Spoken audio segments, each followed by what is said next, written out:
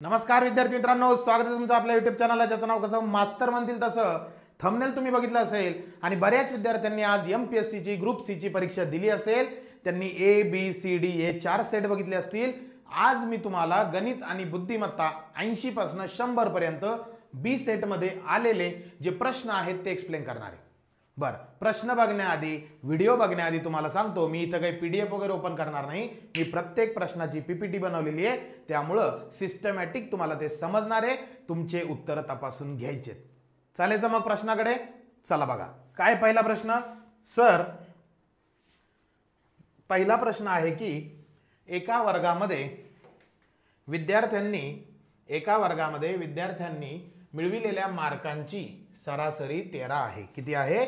13 आहे. बघा आता मार्कांची सरासरी 13 आहे, तर आपण काय करायचं, विद्यार्थी आपल्याला माहिती का किती? नाही. तर एका वर्गामध्ये समजा एकूण विद्यार्थी x मानू. किती मानू? x मानू.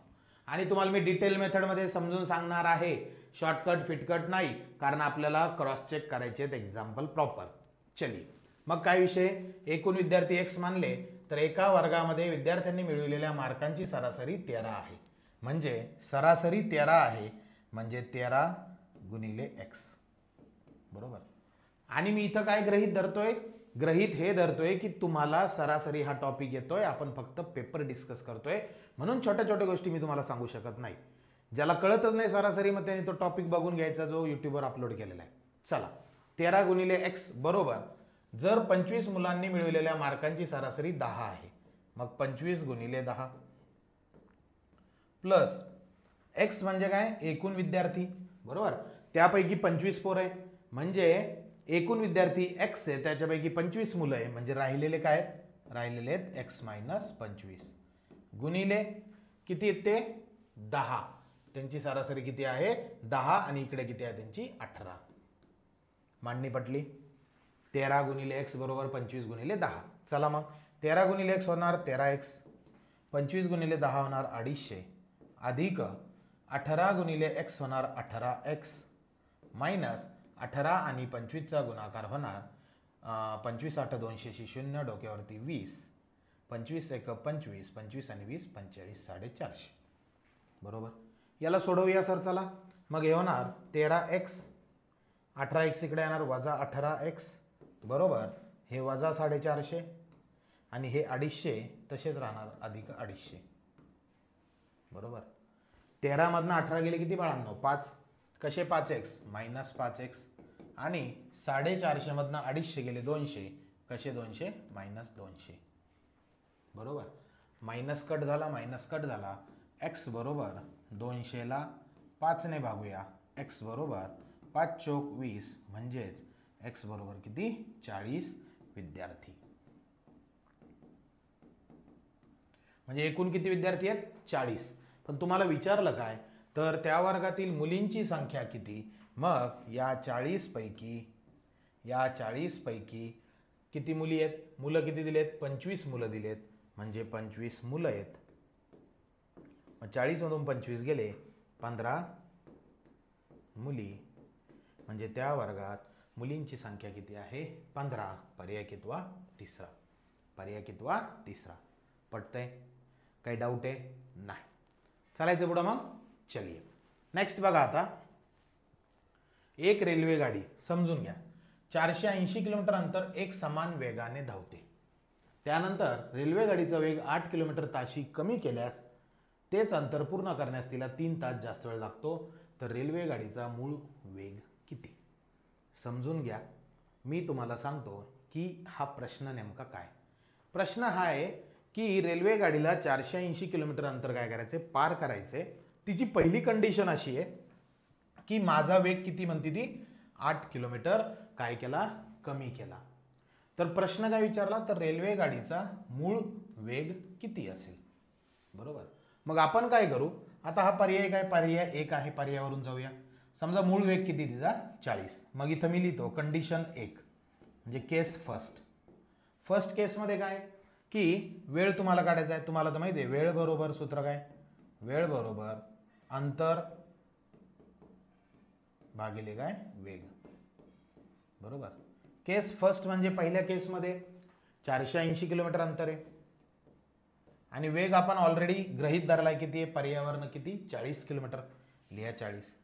याला सोडवा, 0 गेला 0 गेला 12 म्हणजे हा वेळ आला किती तास, 12 तास. बघा बरं का, वेळ आला 12 तास.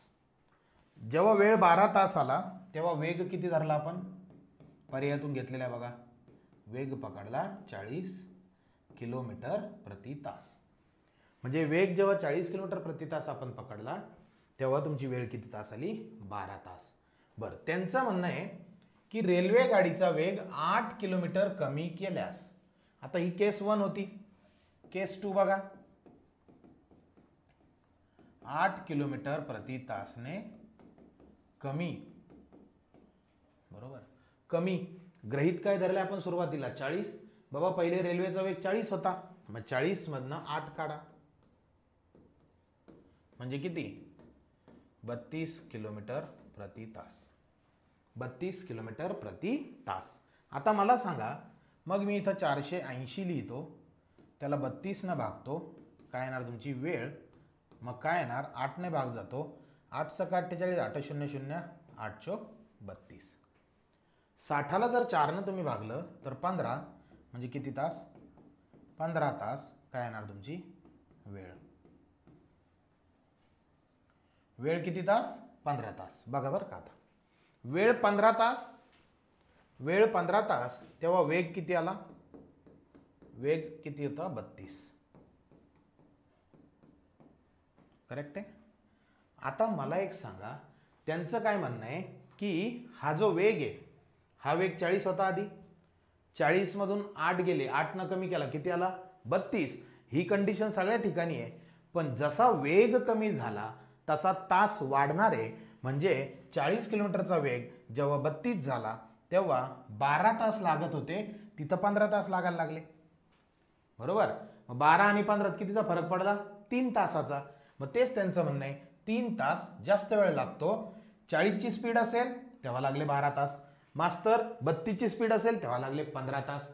म्हणजे किती तास शिल्लक लागले, 3 तास. म्हणजे जो पर्याय आपण निवडला तो कसा निवडला, एकदम ओके निवडलाय. म्हणजे येणार उत्तर पर्याय पहिला. पर्याय पहिला. माहिती डोक्यात काय चालू असेल, सर तुम्हाला कसं काय माहिती पहिलाच पर्याय, तर मी पण योगायोगानं हा पर्याय निवडलेला आहे. आपण दुसरे पर्याय निवडले असते तर उत्तर मॅच झालं नसतं, आपण त्याला कट केलं असतं. समजतंय, कपटतंय, डोक्यात जातंय, गेलंच पाहिजे. चालायचं पुढे मग. चलिए नेक्स्ट. अरुणने एका दिवसात केलेले काम. आता एक लक्षात घ्या, एक दिवसाचे काम आपल्याला कन्सेप्ट सगळ्या पाठ आहेत. बरोबर. आता बघा, या वाक्याला मी अंडरलाईन करतो. राहुल एकटा ते काम 14 दिवसात पूर्ण करू शकतो. बरोबर. काळकाम वेगात आपण काय शिकलो, जर एखादी व्यक्ती, आता राहुल एक काम जर पूर्ण 14 दिवसात करतोय तर राहुलची एका दिवसाची कॅपॅसिटी, राहुलचे एक दिवसाचे काम जितके दिवस लागतात ना, 14 दिवस लागताय, मग राहुलचं एक दिवसाचं काम येणार 1/14 काम. बरोबर आहे, पटतंय. हा, मग आता हे झालं राहुलचं. आता आपल्याला काय करायचंय, राहुलशी रिलेटेड जे जे विचारलंय, राहुलशी रिलेटेड काय सांगितलं हे बघा, हे इथं काय म्हणणं आहे, राहुलने एका दिवसात केलेल्या कामाचे अर्धे काम आहे. कोण, सचिनने एका दिवसात, म्हणजे सचिन जो काम करतोय, सचिन जो काम करतोय,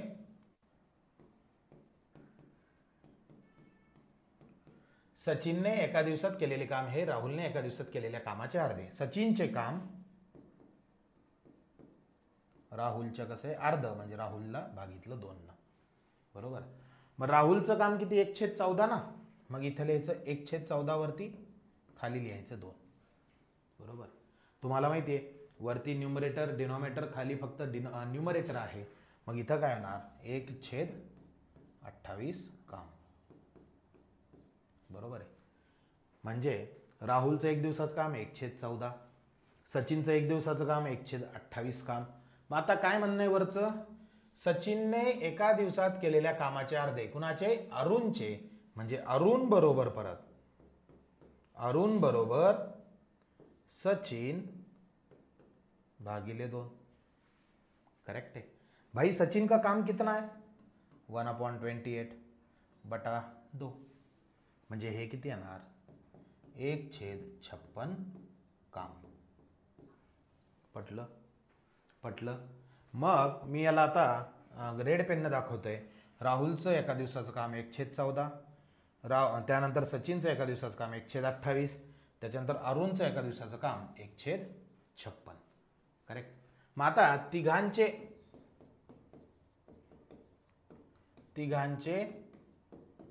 एक दिवसाचे काम,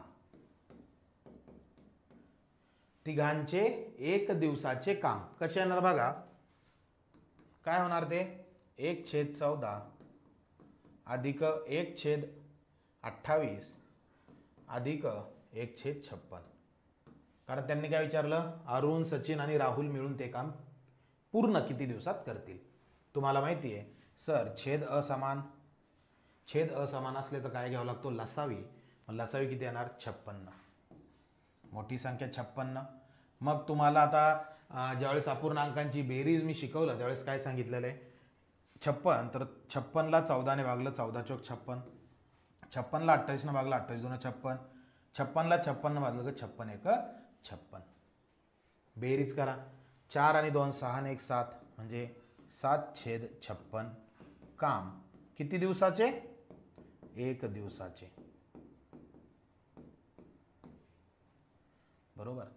आणि काळकाम वेगात कन्सेप्ट काय, एका दिवसाचं काम जे असेल त्याचा जर व्यस्त केला तर आपल्याला पूर्ण काम मिळतं, म्हणजे ते पूर्ण काम बरोबर. याचं उलट 56/7, 7×8 56, म्हणजेच किती दिवस 8 दिवस. पर्याय कितवा, तिसरा. पटतंय, डोक्यात जातंय, नक्की गेलंच पाहिजे. चालायचं मग पुढे. चलिए नेक्स्ट. बघा आता हे उदाहरण, यामध्ये काय विचारलं, परिमिती. आता परिमिती विचारली, तुम्हाला माहिती आहे की ही एवढी 9 आहे, तर ही व्हर्टिकल 9 आहे. याचा काही लोड घ्यायचा नाही, कारण उभ्या सगळ्या रेषा काउंट करायच्या, तर आपल्याला हे 9 आहे. क्लिअर. म्हणजे हे 9 हे 9 फिक्स ॲड करणार आहे आपण. 9 9 झाले 18. मग आता बघा, आता हे 5, त्याच्यानंतर आडवे हे किती 7, बरोबर. त्याच्यानंतर हे इथले हे किती 2, आणि त्याच्यानंतर हे जे आहेत खाली हे पहा इथपर्यंत 7 आहे, हे जे 5 इकडचे 2 गेले 3, म्हणजे 7 + 3 हे झाले 10, सगळ्यांची बेरीज करा. 9 9 18 18 5 23 23 आणि 7 30 30 आणि 10 40 40 आणि 2 42 सेंटीमीटर तुमचं उत्तर येईल. नक्की. चालायचं पुढे मग. चलिए नेक्स्ट. बघा आता हे उदाहरण काय दिले बाबा, की एक दुकानदार 2 मोबाईल फोन प्रत्येकी 3600ला विकतो. एक मोबाईलवर 20% नफा आणि 20% तोटा. तुम्हाला माहिती आहे नफा तोटामध्ये सारखा नफा सेम प्रॉफिट, सारखा तोटा, सेम प्रॉफिट सेम लॉस, हा जर कन्सेप्ट असेल तर या व्यवहारात नेहमी काय होतो, तोटाच होतो. तो कसा कॅल्क्युलेट करतो आपण, पोटात रेष. हे जे 20 आहे त्याचा वर्ग भागिले 100, 20चा वर्ग 400 भागिले 100, म्हणजे किती टक्के लॉस, 4% लॉस. बरोबर आहे. मग मांडणी कशी करायची, आता मला सांगा. समजा आपण इथं लिहिलं खरेदी आणि इकडं लिहिलं विक्री. सर 100 रुपयाची वस्तू जर खरेदी केली, ती जर मी 96ला विकली, तेव्हा माझा किती टक्के लॉस आहे, 4% लॉस आहे. पटतंय. 100ची वस्तू कितीला विकली, 96ला विकली, तेव्हा किती टक्के लॉस आहे, 4% लॉस आहे. मग त्यानंतर जर मी 3600ची वस्तू आहे, 3600ची 2 वस्तू विकल्या, म्हणजे एकूण खरेदी एकूण विक्री 3600 प्लस 3600 म्हणजे किती 7200. तर सर 7200 जर विक्री असेल तर खरेदी किंमत किती x. बरोबर आहे. मग सोडवा बरं. 7200 गुणिले 100 भागिले 96. मग 24 चौक 96, 24 त्रिक 72, 00. 4 1 4, 4 25 100 म्हणजे 300 गुणिले 25, 25 त्रिक 75, 7500 रुपये. 7500 रुपये. आणि हे किती आहे 7200 रुपये. म्हणजे 7200ला वस्तू घेतल्या, 7500ला वस्तू घेतल्या. ही काय तुमची खरेदी आणि ही काय तुमची विक्री. बरोबर. 7500ला घेतल्या, 7200ला विकल्यात म्हणजे काय झाला लॉसच झाला जो आपण आधीच काढला 4%. पण तो नेमका किती तर 300 रुपयाचा. म्हणजे येणार उत्तर 300 तोटा. पर्याय पहिला. पर्याय पहिला. क्लिअर. चालायचं पुढं मग. चलिए नेक्स्ट. बुद्धिमत्तेचा प्रश्न आहे. कॅलेंडरचा 14 ऑगस्ट 1947 हे पाठच ठेवायचं भाऊ. 15 ऑगस्ट 1947ला भारत स्वतंत्र झाला त्या दिवशी कोणता वार होता शुक्रवार. आणि त्यांनी 14 ऑगस्ट 1947 विचारलं. शुक्रवारच्या मागे येणार उत्तर काय गुरुवार. हे आपल्याला पाठच पाहिजे. चलिए नेक्स्ट. आता काय दिले त्यांनी की गोल. तुम्ही एक गोष्ट लक्षात ठेवायची. 30 सेंटीमीटर त्रिज्येचा भरीव घन गोल. बरोबर. गोलापासून वृत्तचिती बनतीये तर सरळ काय लिहायचं माहितीये गोलाचे घनफळ भागिले वृत्तचितीचे घनफळ. बरोबर. मग काय करू वेगवेगळे उत्तर काढूया. गोलाचे घनफळ सूत्र काय माहितीये 4/3 पाया r 4/3 पाया r क्यूब. काय सूत्र आहे 4/3 पाया r क्यूब. मग काय येणार 4/3. पाया जशाल तसं ठेवायचं कारण वृत्तचितीत बी पाया येणार आहे. सूत्र आहे बरं काय हे सूत्र आहे. याला काही चॅलेंज नाही आहे. चलो 4/3 इंटू पाया. r ची किंमत किती आहे 30 म्हणजे 30चा घन. बरोबर.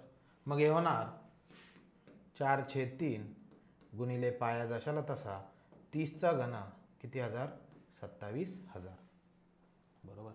मग आता 27,000ला जर 3 ने भागलं 3 नम 27 म्हणजे त्याचं उत्तर येणार किती 36,000 पाया. कशाचं गोलाचे घनफळ. बरोबर. आता त्याच्यापासून वृत्तचिती तयार होतीये. वृत्तचितीचं सूत्र काय माहितीये वृत्तचितीचे घनफळ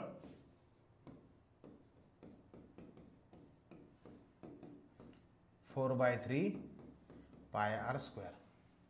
काय सूत्र 4/3 पाय आर स्क्वेअर. बरोबर.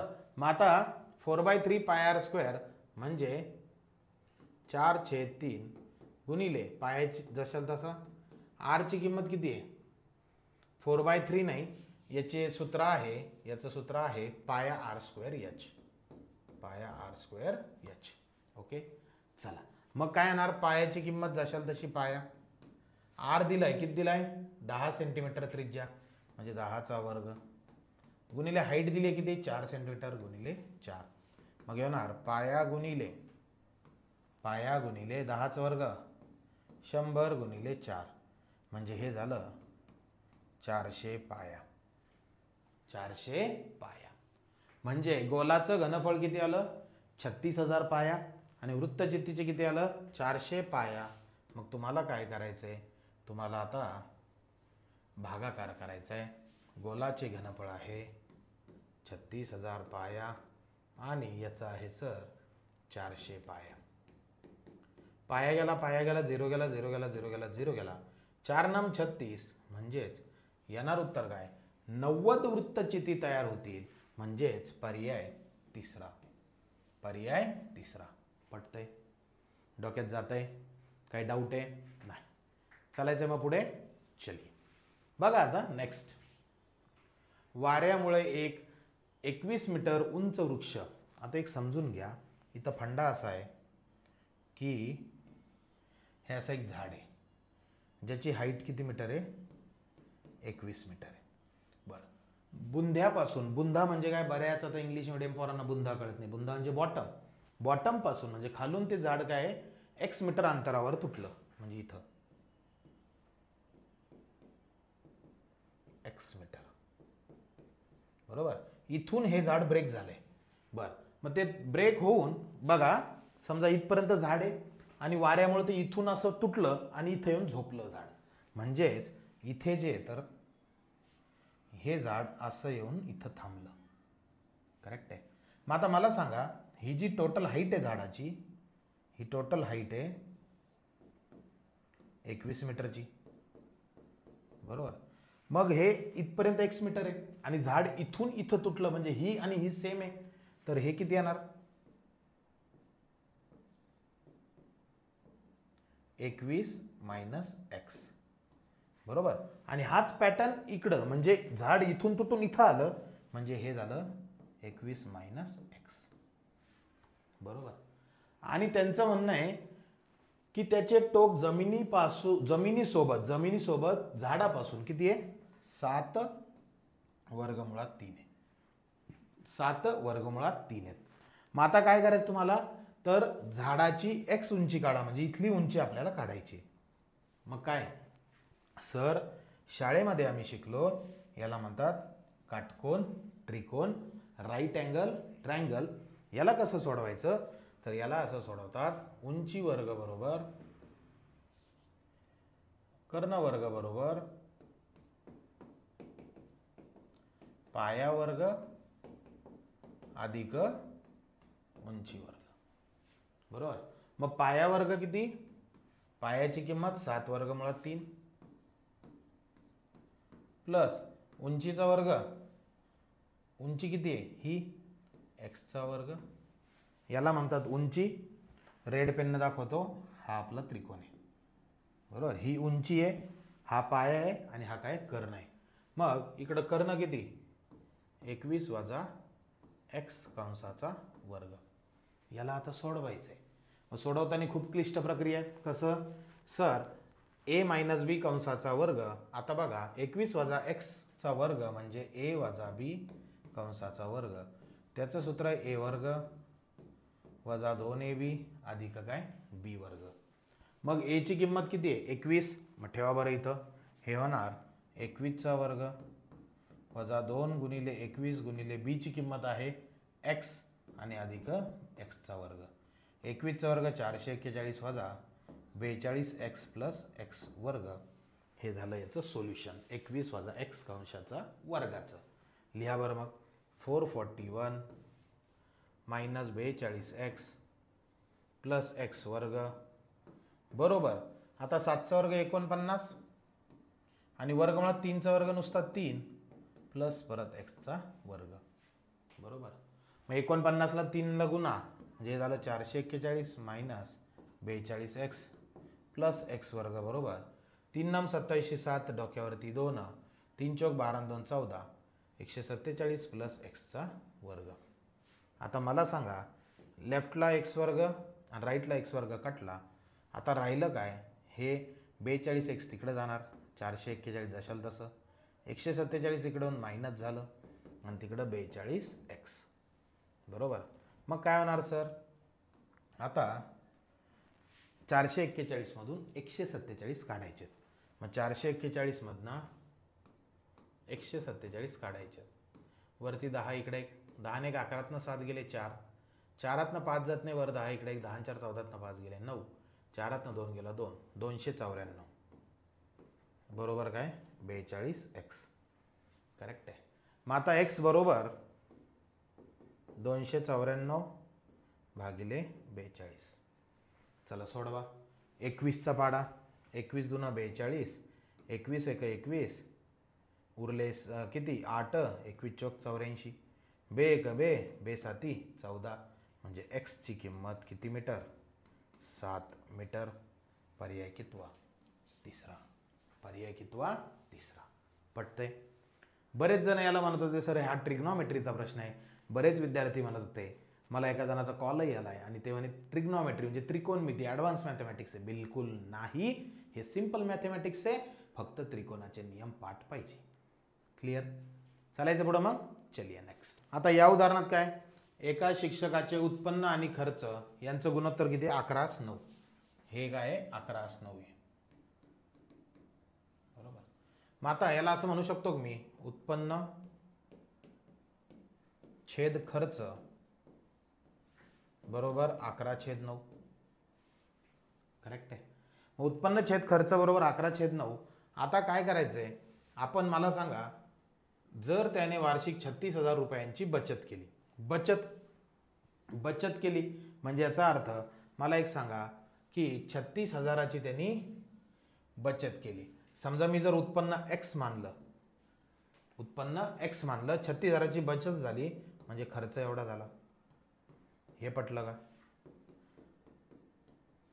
समजा साध्या भाषेत मी जर म्हणलं, एक माणूस 10,000 रुपये कमवतो, बरोबर, आणि त्याची बचत 4,000 आहे. मग तुम्ही म्हणशाल खर्च 6,000 आहे. 6 कुठून आणला, 10 - 4. मग तसंच उत्पन्न x आहे, खर्च काय शिल्लक 36,000 आहे, म्हणून खर्च त्याचा हा आला. मग याला सोडवा, काय येणार बघा. हे रिलेशन असं येणार, तिरकस गुणाकार 9x बरोबर 11 गुणिले x वजा 36,000. मग चला, 9x बरोबर 11x वजा 11 सक 66 शी 6, डोक्यावरती 6, 11 3 33 आणि 6 39 आणि 3 0 3,96,000. मग हे काय होणार, 11x. बरं, 11ने गुणलं तर तेच होतंय का बघा, खर्च 36,000. 11 सक 66 बरोबर 11 सक 66 शी 6, डोक्यावरती 6, 11 3 33 आणि 6 39 बरोबर. मग आता 9 हे काय होणार, 3,96,000 बरोबर 11x - 9x. 11 9 गेले 2x म्हणजे 3,96,000 भागिले किती, 2x. 2x म्हणण्यापेक्षा भागिले किती, 3,96,000 भागिले 2 बरोबर काय, x. करेक्ट. आता याला सोडवायचंय कसं, बे एक बे उरला किती, 1 92 18 उरला 1 82 16 म्हणजे 1,98,000 x आलं. बरोबर. पण हे वार्षिक आलं. तुम्हाला काय विचारलं, मासिक उत्पन्न म्हणजे 1,98,000 भागिले 12. 12 1 12 12 1 12 उरले 7, 12 सक 78 3 0 येणार उत्तर 16,000. पर्याय पहिला. पर्याय पहिला. पटतंय. चालायचंय पुढे मग नक्की. चलिए नेक्स्ट. बुद्धिमत्तेच्या रिलेटेड आहे, खूप इझी बाळांनो. वाय म्हणजे ABCD जर तुम्ही अशी लिहिली तर वायचा क्रमांक येतो, बघा कसा, ABCD EFGHI JKL MNOPQRSTU VWXYZ.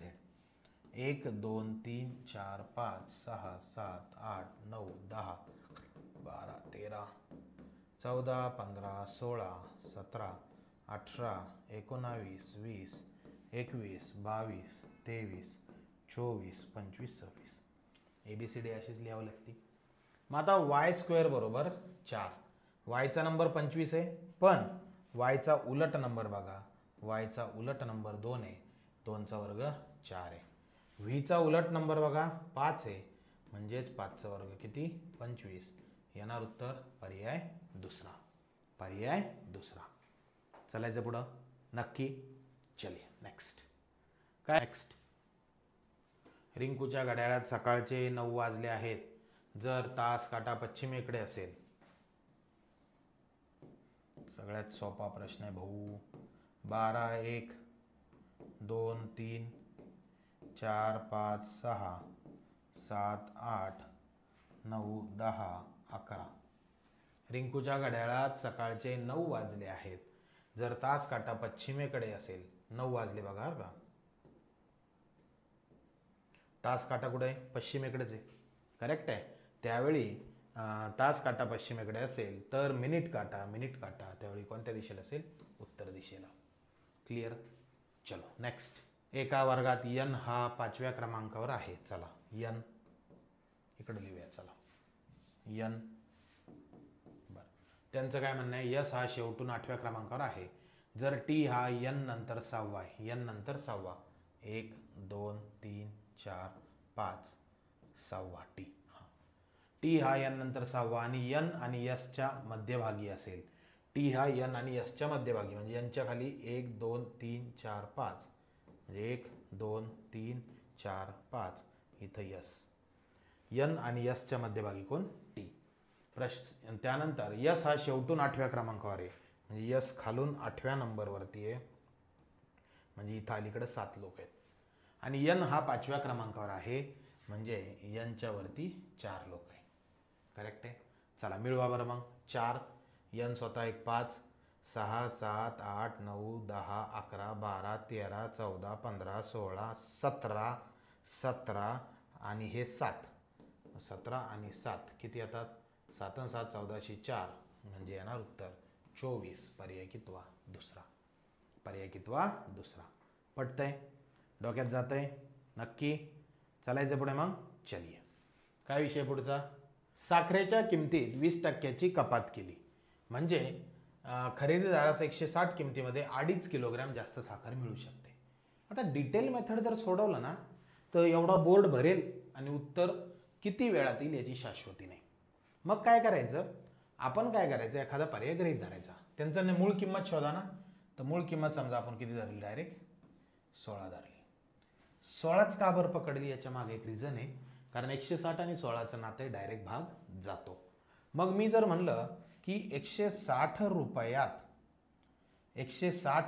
म्हणजे किलोग्रॅम, 16 हे काय 16 प्रति किलोग्रॅम,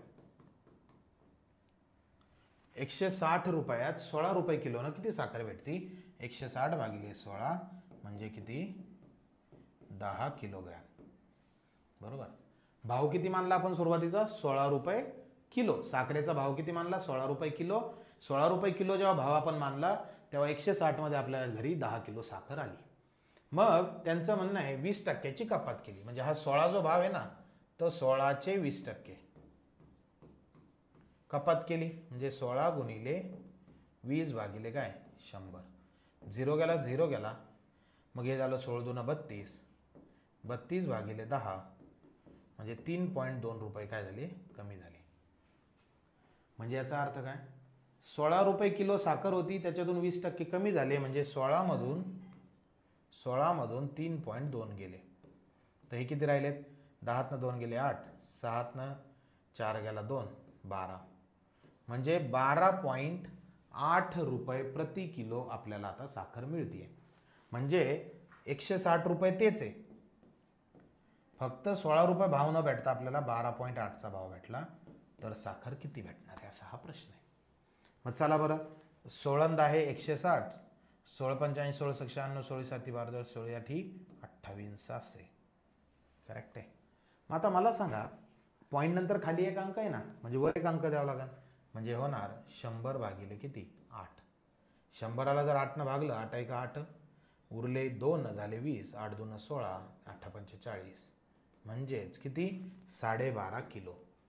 आता मला सांगा, त्यांच्या म्हणण्यानुसार जेव्हा 16 रुपये भाव होता, बरोबर आहे, करेक्ट आहे, 16 रुपये भाव होता तेव्हा 10 किलो साखर मिळायची म्हणजे 10 किलो यायची आणि 2.5 किलोग्रॅम जास्त म्हणजे 10 किलो जर 2.5 किलो मिळालं 12.5 येत आहे. म्हणजे जो पर्याय आपण निवडला तो कसा निवडला, योग्य निवडला आहे. म्हणजेच येणार उत्तर 16. येणार उत्तर 16. क्लिअर, काही डाऊट आहे नाही. चालायचं पुढे मग. चली नेक्स्ट. एका सांकेतिक भाषेत चिल्लर आहे भाऊ, सर्वांची काय करा, बेरीज करा. बेरीज कशी, उत्कर्षाचा यू, सगळे नंबर घ्यायचे आणि त्यांची काय करायची, बेरीज करायची, उत्तर येऊन जाईल. DI म्हणजे काय, डेटा इंटरप्रिटेशन. काय करायचंय आता, त्यांचं म्हणणं आहे कपड्यांपेक्षा अन्नधान्यांवरती खर्च. हे अन्नधान्य, हे कपडे. बरं, वर्तुळ दिलं आणि हे टक्क्यात दिलं का नाही, डिग्रीत दिलं म्हणजे वर्तुळ कंस असतो तो, म्हणजे θ/360 गुणिले किती येते 46,800. थिटाची किंमत म्हणजे ह्या दोघांचा फरक, 144 - 76, मग 144 - 76, 10 4 14 6 गेले 8, 10 4 14 8 गेले 14 6 गेले 8, 10 4 14 8 गेले 6, बरोबर. म्हणजे किती आले ते 68. मग इथं लिहायचं 68 भागिले 360 गुणिले 46,800. 0 गेला 0 गेला, 4 9 36, 4 1 4, 4 1 4, 4 7 28, 4 0 0, 9 1 9, 9 13, म्हणजे हे झालं 68 गुणिले 130. 13 8 104 4, डोक्यावरती 10, 13 78 आणि 10 88 आणि 1 0, म्हणजे येणार उत्तर 8840. पर्याय कितवा? पर्याय पहिला. पर्याय पहिला. पटतंय? चालायचं पुढे नक्की. चलिए नेक्स्ट. यम आणि यन हे दोघे भाऊ आहेत. चला, यम आणि यन भाऊ आहेत म्हणून ते कसे गेले? बॉक्समध्ये. पुढे क्यू आणि टू. क्यू आणि टू नसेल ते क्यू आणि आर. क्यू आणि आर बहिणी आहेत. बर, यमचा मुलगा आरचा भाऊ आहे. यमचा मुलगा, यमला एक मुलगा आहे जो आरचा भाऊ आहे. म्हणजे ह्या आर आणि ह्या क्यू ह्या काय आहेत? बहिणी आहेत. आर आणि क्यू काय आहेत? बहिणी आहे. आणि हा कोण आहे? त्यांचा भाऊ आहे. आता प्रश्न असा आहे, तर एन चे क्यू बरोबर नाते काय? एन चे क्यू बरोबर, तर एन चे क्यू बरोबर, एन ला क्यू बघून काय म्हणेल? क्यू पहिले म्हणून हे माझे पप्पा, पप्पाचे भाऊ माझे काका. येणार उत्तर काका. पर्याय कितवा? चौथा. पर्याय कितवा? चौथा. पटतंय? चालायचं पुढे मग नक्की. चलिए. वर्तुळातील संख्याचे निरीक्षण करा आणि प्रश्नचिन्हाच्या. खूप इझी आहे. या सगळ्यांची बेरीजमध्ये 70 आहे. म्हणजे या आतल्या वर्तुळाची बेरीजमध्ये 70 आहे. तर इथं पण 70 पाहिजे. म्हणजे 13 + 16 + 19 + प्रश्नार्थक चिन्ह म्हणजे एक्स बरोबर 70.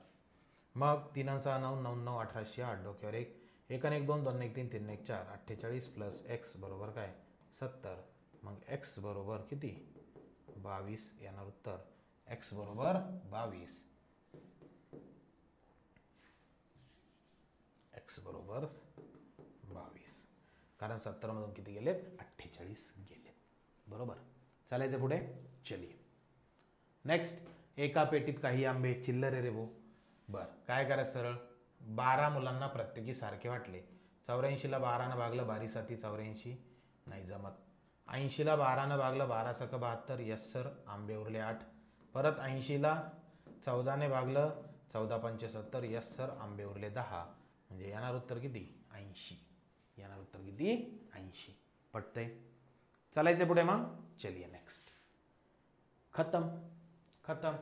तर बघा विद्यार्थी मित्रांनो, हा होता MPSC ग्रुप सी चा पेपर. तुम्हाला तुमची आन्सर की चेक करायची आणि हो, टेलिग्रामला याची PDF पण पाठवली आहे. तुम्हाला माहिती आहे आपल्या चॅनलचं नाव कसं? मास्तर म्हणतील तसं. याला फॉलो करा, शेअर करा, सबस्क्राईब करा. खूप खूप धन्यवाद.